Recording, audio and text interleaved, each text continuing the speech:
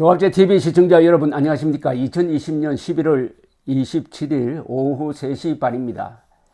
우리나라 사람들은 유머 감각이 대단합니다. 첫인상은 좀 딱딱한데 한번 풀리기 시작하면 아주 수준 높은 유머를 합니다. 또 많이 만들어냅니다.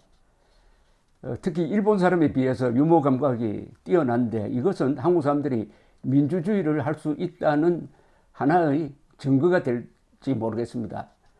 세계에서 유머가 제일 발달한 나라가 민주주의를 제일 오래 한 영국이죠. 요사이 저보고 왜 트럼프를 그렇게 공격하느냐, 조 바이든 편을 왜 그렇게 들으냐라고 이야기하는 사람이 있습니다. 그러면 저는 이렇게 이야기합니다. 조 바이든, 조갑제 같은 종씨가 아니냐고. 나는 워싱턴 조시라고 이야기합니다. 워싱턴 조.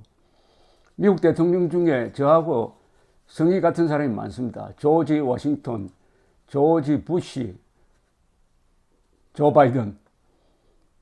무엇보다도 한국 사람들에게 웃음을 선사한 분이 있죠. 진인 조은산. 지난 여름 참 우리를 즐겁게 한 분입니다. 그런데 이분이 자신의 정체를 밝히지 않습니다. 30대 평범한 생활인이라고만 이야기를 했습니다. 평범한 생활인이 과연 그렇게 비범한 글을 쓸 수 있느냐 해서 아닐 것이다 이렇게 이야기를 했는데, 오늘 중앙일보를 보니까 대면 인터뷰를 했습니다. 드디어 조은산 씨가 얼굴을 노출시켰는데, 물론 중앙일보와의 약속에 의해서 얼굴을 사진으로 공개하지는 않았습니다.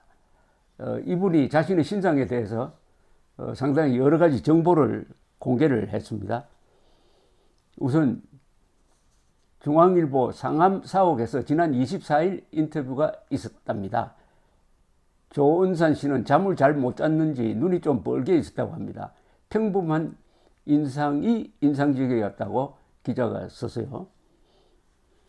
전공이 뭐냐에 대해서 글쓰기랑 상관없다라고 했습니다. 대학도 한 학기 다니다 그만뒀다.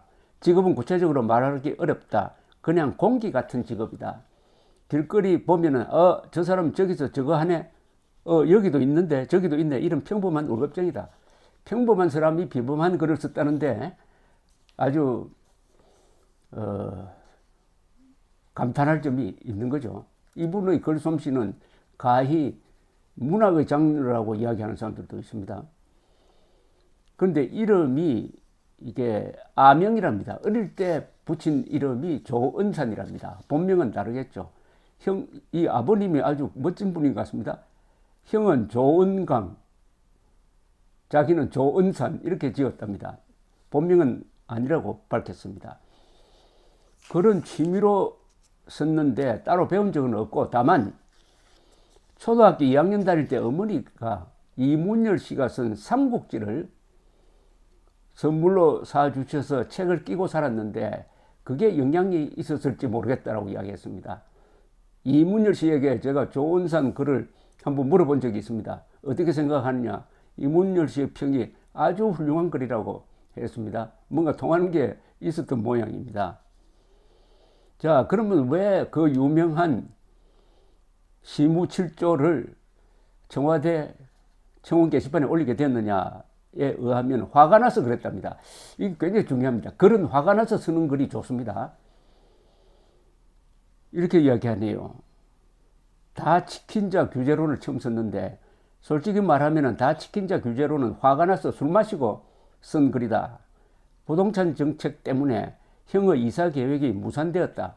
그래서 화가 났는데 글이 또 비공개 처리되어서 더 화가 났다. 김현미를 파직하라는 글을 올렸더니 또 검토 중이라고 나오더라. 이렇게 해서 좋다.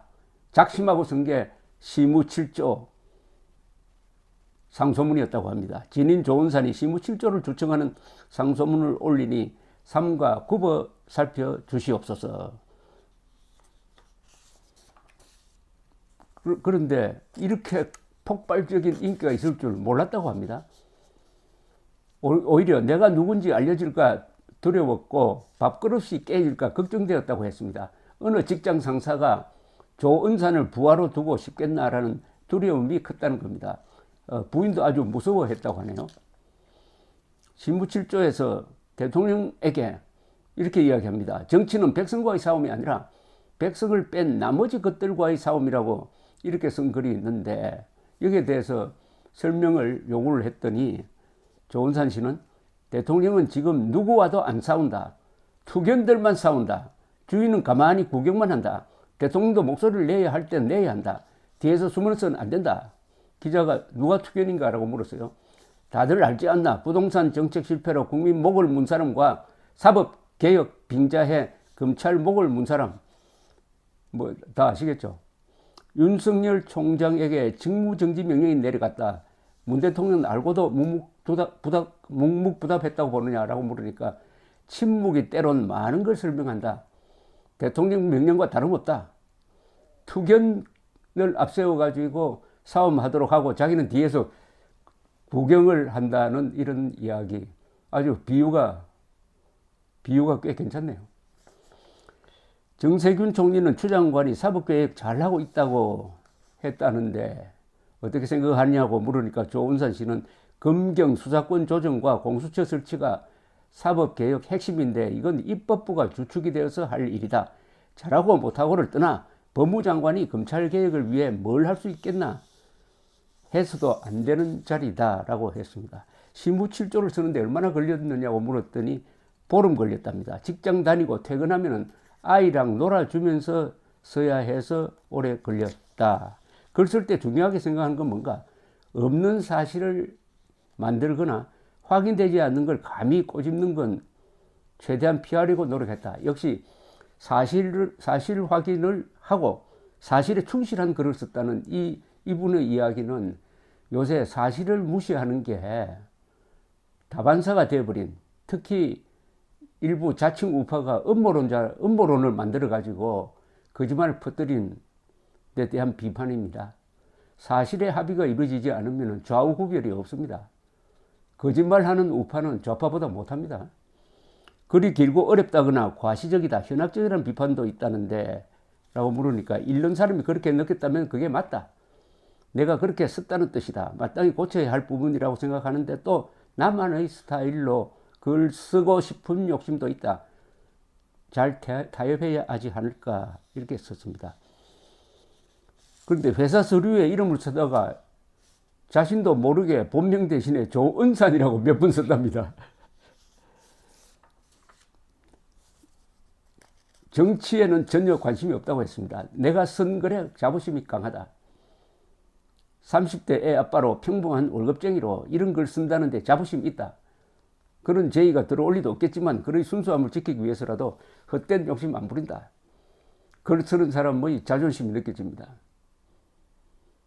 정치 성향은 노무현 전 대통령을 좋아했다고 하는데, 노 전 대통령 좋아했지만 굳이 따지면 진보도 보수도 아니다. 여당 정책에 일부 찬성한다고 진보도 아니고 여당 비판한다고 보수는 아니지 않나. 요즘엔 야당 주장에 고개가 끄덕여진다라고 했군요. 글을 보면 부동산 정책 비판이 많은데 임대차 3법을 토사물 3법이라고 표현했다. 모든 게 다 문제다. 계산 대신 청산이 정책 목표다. 부동산 정책은 파급 효과나 상관관계를 잘 계산해야 하는데 다주택자는 적폐고 청산 대상이란 생각에 사로잡혀 있다. 결국은 무주택자들이 가장 피해를 본다. 이게 정치적, 이념적으로 부동산 정책을 펴니까 실패하고 만다는 거죠. 다주택자 또는 주택 소유자는 보수화되니까 아예 모두 임대주택에 살도록 만들겠다는 게 이 정부의 정책이 아니냐 하고 비판하는 사람들도 있습니다. 임대주택에 대해서도 아주 비판적입니다. 이 조은산 씨는 집값 안정이 먼저다. 그래야 임대주택도 의미가 있다. 그리고 임대주택은 잠시 거쳐가는 정류장이다. 집값이 천정부지인데 임대주택으로 주거복지 실현됐다고 말하면 결국 평생 임대주택에서 살라는 건가? 내 집 마련 꿈꾸면 안 되나? 내가 사는 집에서 쫓겨나는 것도 주거 불안정이지만 살고 싶은 곳에 못 사는 것도 또 다른 주거 불안정이다. 반항심이 좀 있다고 했습니다. 불의를 보면은 못 참는다고 했네요. 그래서 할 말은 해야 직성이 풀린답니다. 내 글로 화가 조금 풀렸다는 분들도 계신다. 또 본인 사연 들려주면 대신 글 좀 써달라는 분도 계신다. 스스로 발언 드렸지만 이런 분들이 또 내 발길을 잡아 끈다. 물론 나도 언젠가 잊히고 사라진다. 대중의 관심이 그렇지 않나. 그래도 내 목소리에 힘이 실릴 때까진 감사한 마음으로 계속 목소리를 낼 생각이다. 저도 글 쓰는 사람인데 역시 글 쓰는 사람의 자존심, 오기, 정의감, 그리고 비타협적인 자세, 사실에 충실하겠다는 이런 자세, 조은산 씨의 글이 계속 우리 국민들을 안도시키고 웃음을 선사하게 되었으면 하는 생각입니다. 감사합니다.